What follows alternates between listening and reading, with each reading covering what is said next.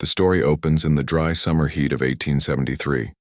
The Whitaker family, struggling ranchers, receive a letter from rancher Eli Hardin, a widowed man in his 30s, with a reputation for being hardworking and solitary. He has written to several families inquiring about marriage. He wants not beauty, but a woman of heart and grit to help him rebuild his ranch after his wife's death and last year's drought. But the Whitakers mock the offer. They have 3 daughters, Clara, the eldest and beautiful, May, the charming flirt, and Evelyn, the youngest, born with a faint burn scar running down one side of her face and a limp from a childhood fever. Evelyn is the quiet one, tending to animals and books, ignored and often ridiculed.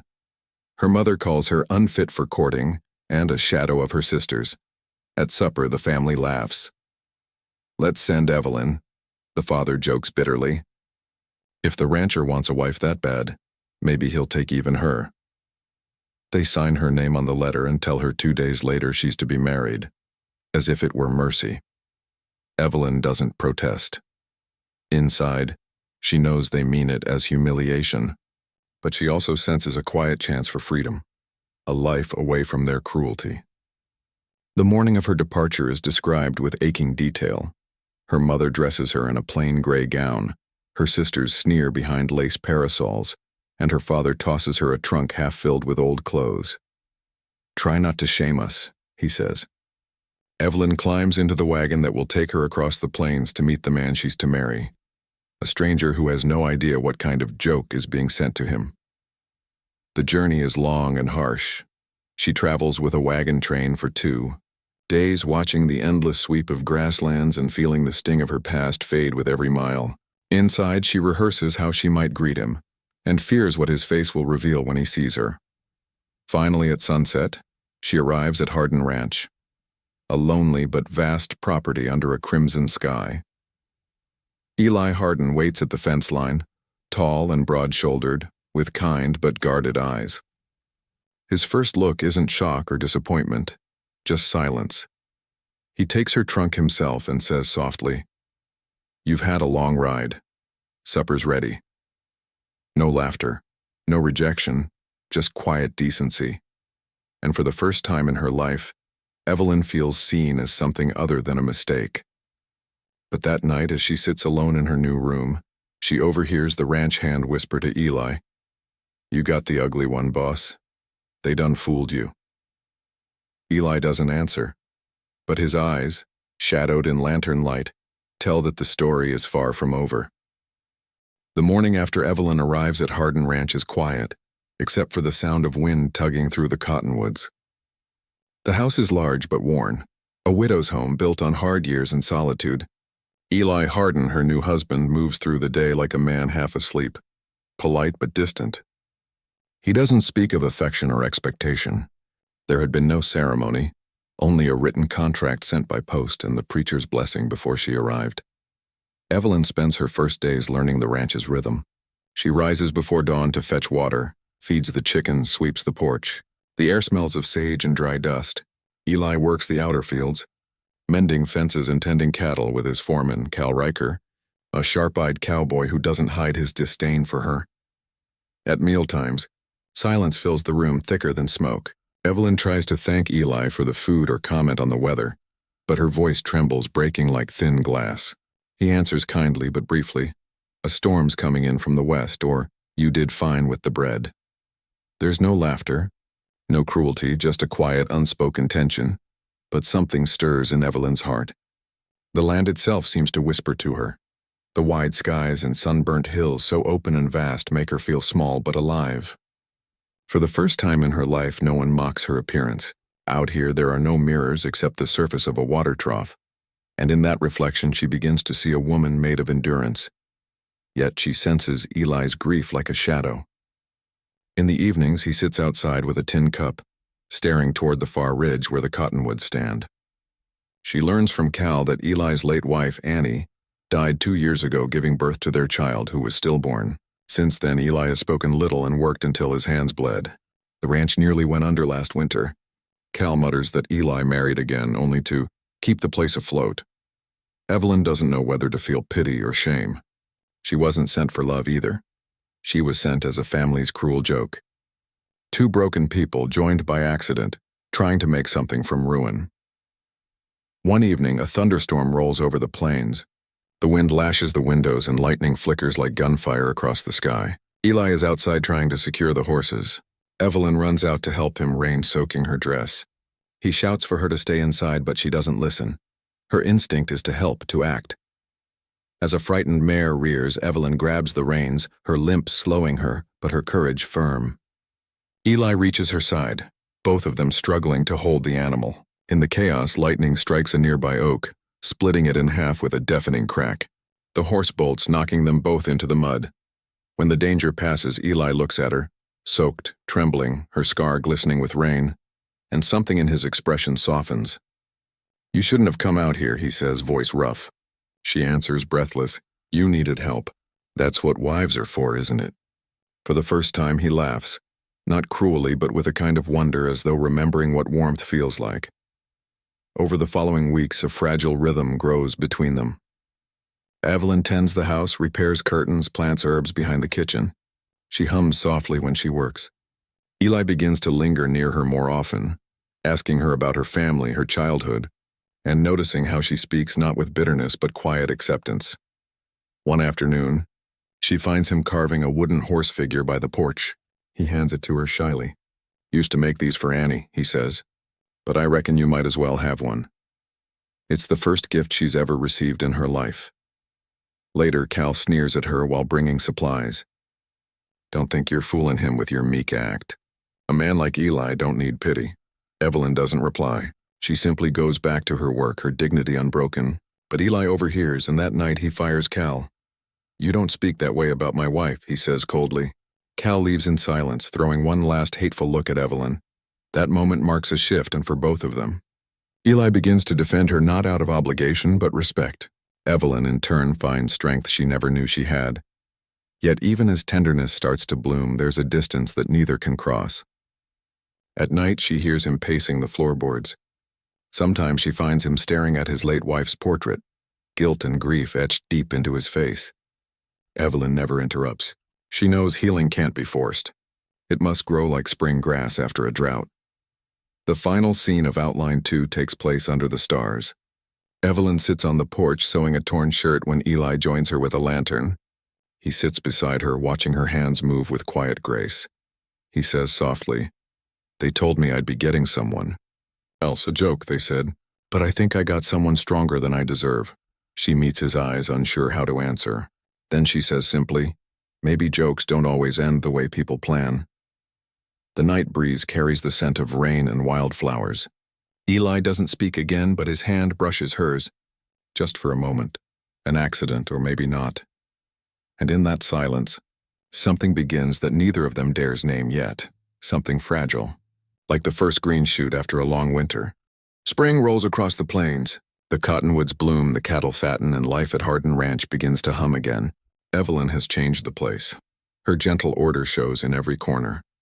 The once empty house now smells of bread, lavender, and clean linens. Eli notices it all in silence, how the place no longer feels like a tomb but a home. Yet whispers start to circle through town. People talk, as they always do, about Eli Hardin's plain new wife. The story of the Whitaker family's cruel prank makes its rounds at the general store. Men chuckle, women smirk, and soon even letters arrive from her family pretending concern but laced with mockery. One morning, a wagon arrives unexpectedly at the ranch. Evelyn opens the door to see Clara and May, her beautiful sisters, stepping down in satin bonnets and lacy gloves. Behind them stands their father, holding his hat in that same hand that once dismissed her as worthless. They've come not from love and but curiosity. Clara feigns warmth. "Why, Evelyn, you look almost settled," she says with a syrupy smile. May giggles behind her. Their father explains they're visiting to check how she's managing, but his eyes are scanning the ranch. The horses, the house, the land, measuring everything as if it might have been theirs. Eli greets them politely, though his jaw tightens when he sees Evelyn's trembling hands. He insists they stay for supper, out of civility. The dinner that follows is a knife edge of tension. Clara compliments the furniture, then asks how Evelyn keeps her husband content. May comments on how brave Eli must be to look past such adversity. Eli sets down his fork and looks them dead in the eye. My wife needs no pity. She keeps this ranch alive. His tone silences the room. The sisters trade glances. Their joke has gone sour. After supper, as Evelyn clears the dishes, Clara follows her into the kitchen. You think you belong here? She hisses. He'll see through you, Evie. You're not like us. You never were. Evelyn's hands tremble, but she answers quietly. You're right. I never was. Thank God. The words stun Clara. A soft-spoken rebellion years in the making. Evelyn doesn't wait for a reply. She carries on with her work, the lamplight catching the scar on her face like a badge, not a flaw. The next morning, Eli takes the family on a tour of the ranch. Clara and May try their charms on him, laughing, touching his arm lightly, testing his reaction. But he's unmoved. His attention drifts to Evelyn, who walks beside him, calm and capable, explaining how she's nursed a sick calf back to health, how she planted herbs by the window. At one point, a colt bolts from its pen, nearly trampling Clara. Evelyn moves faster than anyone expects, grabbing the rope, twisting it around the post, calming the animal with a firm hand. The display leaves everyone silent. Even her father mutters, "Well, I'll be damned." That night, when the visitors sleep, Eli finds Evelyn outside, sitting under the stars.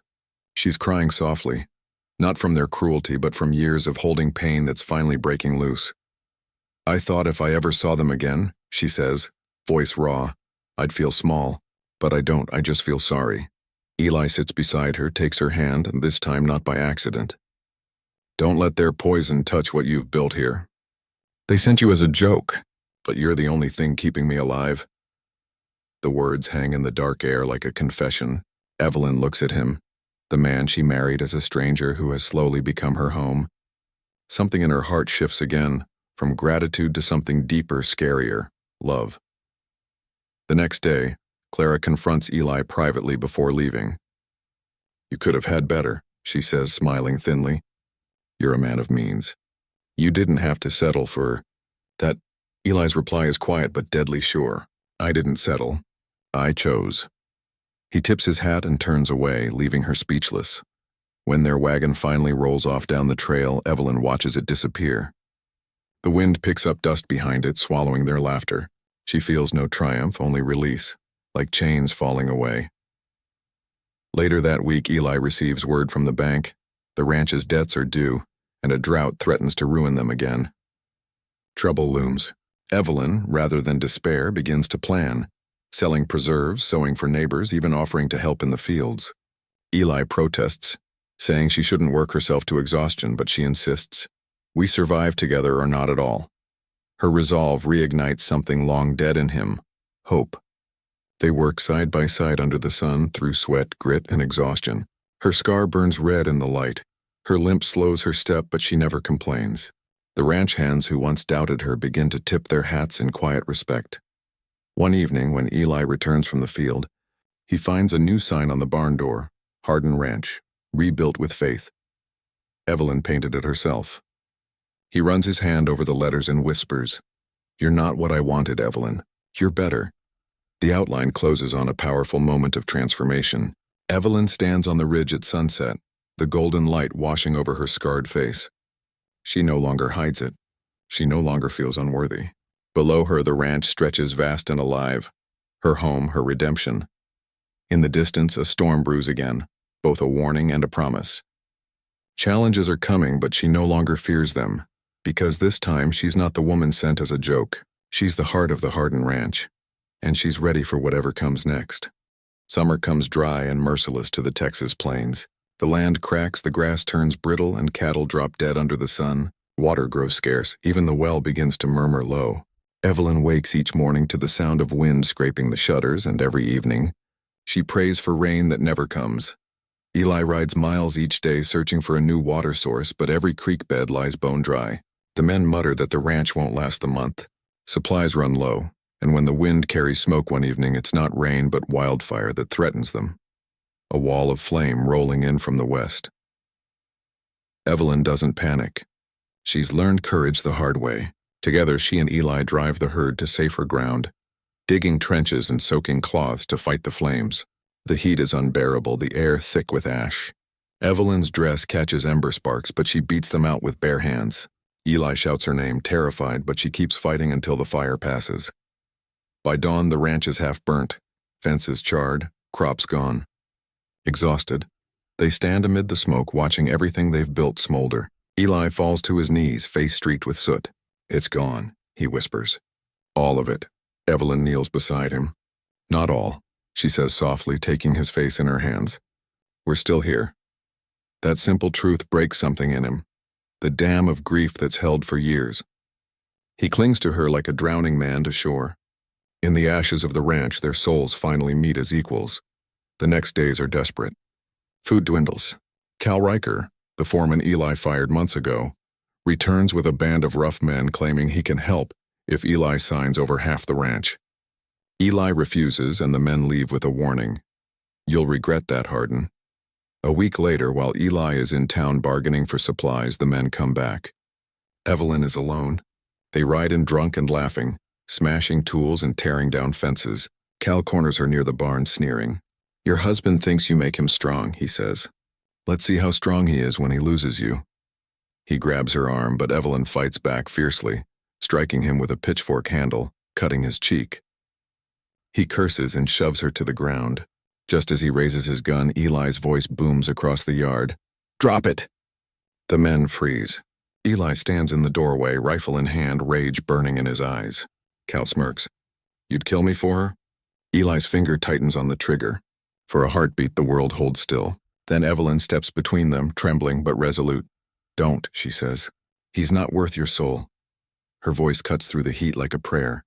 Eli lowers the gun slowly. Cal spits on the ground and rides off with his men, swearing vengeance. The ranch is left in silence, the kind that comes after thunder. Eli turns to Evelyn, shaking. "He could have killed you." She looks up at him, face streaked with dust and tears. "So could you.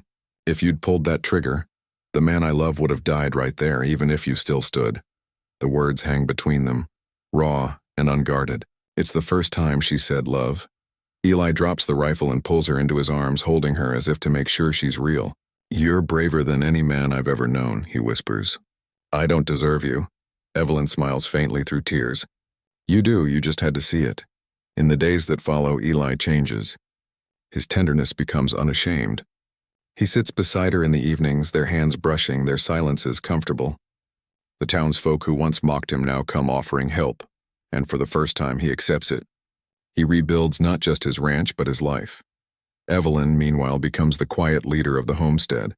She organizes the women, saves what food they have, tends to injured animals. Her strength becomes legend. People start calling her the Lady of the Hardin Ranch. Children come to her for biscuits. Old cowhands tip their hats when she passes. But inside, Evelyn knows the battle isn't over. Cal and his men are still out there, angry and humiliated. Eli wants to hunt them down, but Evelyn pleads with him to wait. "They'll destroy themselves," she says. "Don't give them the power to destroy you too." Her wisdom steadies him, and his respect for her deepens into reverence. Then one night, rain finally comes. Heavy, endless rain. The parched earth drinks deeply, the wells fill, and the grass begins to rise again. The fire scars wash clean. Eli and Evelyn stand on the porch, drenched but laughing. The heavens seem to weep with them. He turns to her, eyes bright. "I asked God for rain," he says. "He gave me you." She blushes, still unable to believe that such words could ever be meant for her. But this time she doesn't look away. The lightning that once symbolized fear now feels like blessing. The same storm that nearly killed them has reborn them instead. As the outline closes, Evelyn writes a letter to her family, not out of bitterness but peace. "You sent me here as a joke," she writes, "but this land, this man, and this life have taught me something. Beauty is not what's seen, but what survives." She seals the letter and places it on the mantel, meaning to send it someday. For now, she steps outside, feeling the wet grass beneath her feet, the wind in her hair, and Eli's arm around her shoulders. The fire, the drought, the cruelty, all of it has shaped them, burned away everything false. What remains is pure and unbreakable. Autumn settles over the Texas plains with gold leaves and cool winds. The Hardin Ranch stands renewed, Fences rebuilt, cattle healthy, fields sprouting green again after the long drought. The scars of the fire remain in the earth like faint reminders, but they no longer bring pain. They tell a story of survival. Evelyn moves through the house with quiet confidence. The same woman who once hid her scar behind her hair now wears it unflinchingly, a mark of the battles she's lived through. In town, people greet her with warmth and respect. When she rides into the general store, men rise from their chairs. Women stop gossiping and smile. They say, "That's Mrs. Harden, the one who tamed the ranch and the man." Eli's eyes follow her with pride. He has grown softer, steadier, the haunted widower now a man reborn. He works side by side with her, and every night they eat by the fire together. They talk of planting orchards, of maybe one day having children, and of building a life that no one can laugh at again. The return of the past one morning. A letter arrives, this time not from the bank or the neighbors, but from Evelyn's family. It's short and polite, signed by her father. "We're coming through your way on business. Would be neighborly to stop for supper." Eli looks at her as she reads it. "You don't owe them anything," he says gently. Evelyn smiles faintly. "Maybe not. But I'm not the woman they sent away. I want them to see that." The following week, a fine carriage rolls up the dusty road. Clara and May step down first, both wearing fashionable hats but with lines of worry in their once perfect faces. Behind them comes their father, older now, his pride dulled by debt and bad harvests. They're stunned by what they see. Not a broken shack, but a thriving ranch. Not a humiliated sister, but a poised, confident woman in a sun-bleached dress, standing beside a husband who looks at her like she hung the stars. "Evelyn?" Clara whispers, unable to hide her shock. This is your home?" Evelyn nods, calm. "It is." "Welcome to Harden Ranch. Inside, supper is served. Roast venison, cornbread, and cider." The table glows with lamplight and laughter. The family tries to make conversation, but the balance has shifted. They no longer hold the power to mock. Every time Eli smiles at his wife, every time one of the ranch hands addresses her as "ma'am," it drives the truth deeper. The joke they made has become her crown. After the meal, Evelyn's father walks with her outside. The night air is cool and full of crickets. He stares at the land, the fences, the barn rebuilt stronger than before. "I misjudged you," he says finally. "We all did." Evelyn's voice is soft but firm. "You didn't misjudge me, Pa. You just never looked close enough." He lowers his head. "You forgive an old fool?" She studies him for a long moment. The pain of her past flickers, the insults, the neglect, the years of loneliness. But she's not that scared girl anymore. "I already did," she says. "The day I stopped needing your approval." He nods slowly, shame written in every line of his face. "Your ma's gone," he murmurs. "She didn't get to see this." Evelyn looks toward the stars. Maybe she does. The reckoning later that night, the peace is broken by distant shouts. Eli and Evelyn rush to the porch to see torches flickering near the outer fence. Cal Riker and his men have returned for revenge, bitter and drunk. Eli grabs his rifle, but Evelyn catches his arm. "Don't," she pleads. "Not again," he hesitates. The firelight dances across her scarred face. The same face that once made him flinch now is anchor. "They'll burn us out," he warns. "Then we stand," she says. "Together," Eli nods. He whistles sharply, summoning the ranch hands. The men gather with rifles and lanterns, forming a line beside their boss and his wife. When Cal rides up, sneering, he sees something he never expected. Not a broken woman, but a leader. Evelyn stands front and center, her hair loose in the wind. "You should have stayed small," Cal spits. "You don't belong out here," she lifts her chin. "You're right. I didn't, but I made my place." When Cal raises his gun, the ranch hands draw theirs. The standoff holds until thunder rumbles in the distance. A storm approaching fast. Cal's men glance nervously at the sky. "Leave," Eli orders, "before you drown in your own spite." The first lightning bolt splits the sky, followed by hard rain. Cal curses, spits again, and finally turns his horse. "This ain't over," he growls. Evelyn's voice cuts through the storm. "It is for me." As they ride off into the dark, thunder swallows their retreat. The rain pours heavier, washing the dust and the past away. Eli turns to her, soaked and breathless, and whispers, "You're the bravest woman I ever met." She smiles faintly. "No, just the one who stopped being afraid." Legacy days later, word spreads through town. Cal Riker was caught stealing horses from another ranch and fled west. Justice found him without Eli's hand in it. People begin telling the story of Hardin Ranch, how the widow's land burned, how a scarred woman rebuilt it, and how the plains bowed to her strength. Some call her the Iron Rose of Texas. Others say she carries God's own favor. Evelyn doesn't believe either. She just believes in work, faith, and love. That winter, Eli surprises her with a simple gesture. In the front room above the mantel, he hangs a framed sign carved from cedar. The Hardin Ranch, founded by grace, built by grit. He adds beneath it in smaller letters, Evelyn Hardin, 1874, the heart of this home. Tears blur her vision as she traces the carving with her fingertips. I never thought I'd matter this much to anyone, she whispers. Eli wraps his arms around her. You were never the ugly one, Evie. The world just didn't know how to see you. The ending. The story closes on a calm morning.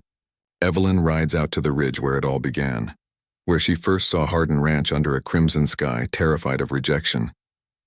Now she looks down on the thriving land below and smiles. The wind carries laughter from the house, ranch hands, Eli's voice, the sound of life. She presses a hand to her scar, no longer a mark of shame but a symbol of her story.